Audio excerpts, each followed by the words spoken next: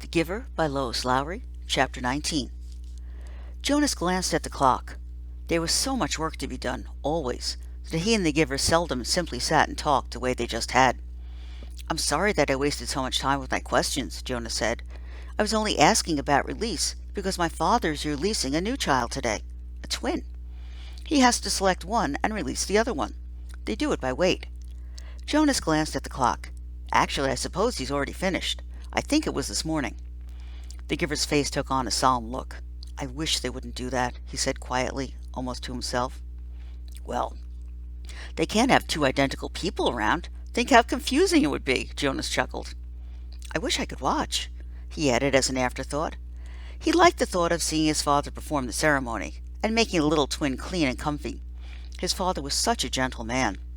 "You can watch," the Giver said. "No," Jonas told him. "They never let children watch. It's very private." "Jonas," the Giver told him, "I know that you read your training instructions very carefully.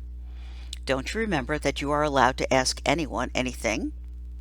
Jonas nodded. "Yes, but—" "Jonas, when you and I have finished our time together, you will be the new receiver.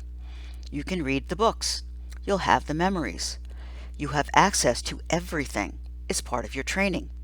If you want to watch a release, you simply have to ask." Jonas shrugged. "Well, maybe I will then, but it's too late for this one. I'm sure it was this morning." The Giver told him then something he had not known. All private ceremonies are recorded. They're in the Hall of Closed Records. "Do you want to see this morning's release?" Jonas hesitated. He was afraid that his father wouldn't like it if he watched something so private. "I think you should," the Giver told him firmly. "All right then," Jonas said. "Tell me how." The Giver rose from his chair, went to the speaker on the wall, and clicked the switch from off to on. The voice spoke immediately. "Yes, receiver, how may I help you?" "I would like to see this morning's release of the twin."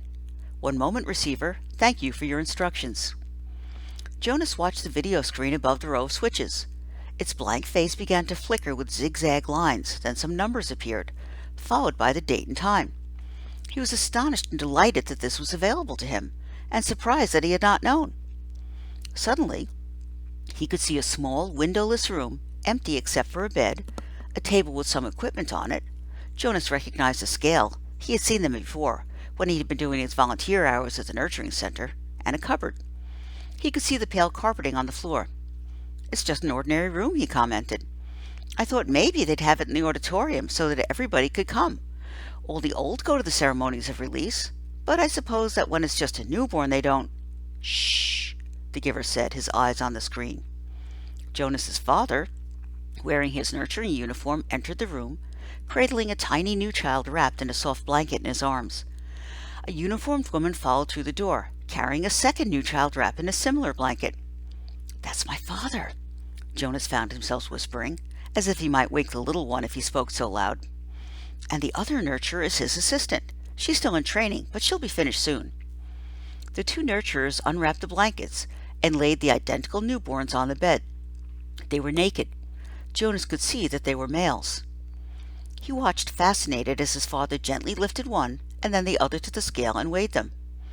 He heard his father laugh. "Good," his father said to the woman. "I thought for a moment that they might both be exactly the same. Then we'd have a problem. But this one," he handed one after rewrapping it to his assistant, "is 6 pounds even. So you can clean him up and dress him and take him over to the center." The woman took the new child and left through the door she had entered. Jonas watched as his father bent over the squirming new child on the bed. "And you, little guy, you're only 5 pounds 10 ounces, a shrimp." "That's the special voice he uses with Gabriel," Jonas remarked, smiling. "Watch," the Giver said. "Now he cleans him up and makes him comfy," Jonas told him. "He told me." "Be quiet, Jonas," the Giver commanded in a strange voice. "Watch." Obediently, Jonas concentrated on the screen, waiting for what would happen next. He was especially curious about the ceremony part. His father turned and opened the cupboard. He took out a syringe and a small bottle. Very carefully, he inserted the needle into the bottle and began to fill the syringe with a clear liquid. Jonas winced sympathetically. He had forgotten that new children had to get shots. He hated shots himself, though he knew that they were necessary. To his surprise, his father began very carefully to direct the needle to the top of the new child's forehead, puncturing the place where the fragile skin pulsed. The newborn squirmed and wailed faintly, "Why is he—" "Shh!" the giver said sharply.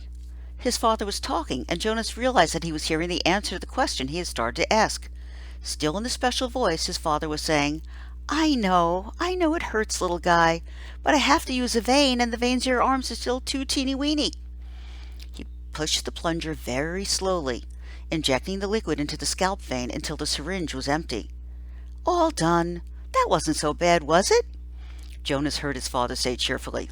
He turned aside and dropped the syringe into a waste receptacle. "Now he cleans him up and makes him comfy," Jonas said to himself, aware that the giver didn't want to talk during the little ceremony. As he continued to watch, the new child, no longer crying, moved his arms and legs in a jerking motion. Then he went limp. His head fell to the side, his eyes half open. Then he was still. With an odd, shocked feeling, Jonas recognized the gestures and posture and expression. They were familiar. He had seen them before, but he couldn't remember where. Jonas stared at the screen, waiting for something to happen, but nothing did. Little twin lay motionless.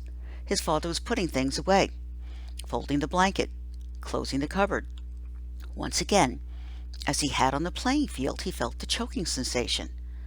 Once again he saw the face of the light-haired, bloodied soldier as life left its eyes. The memory came back. "He killed it! My father killed it!"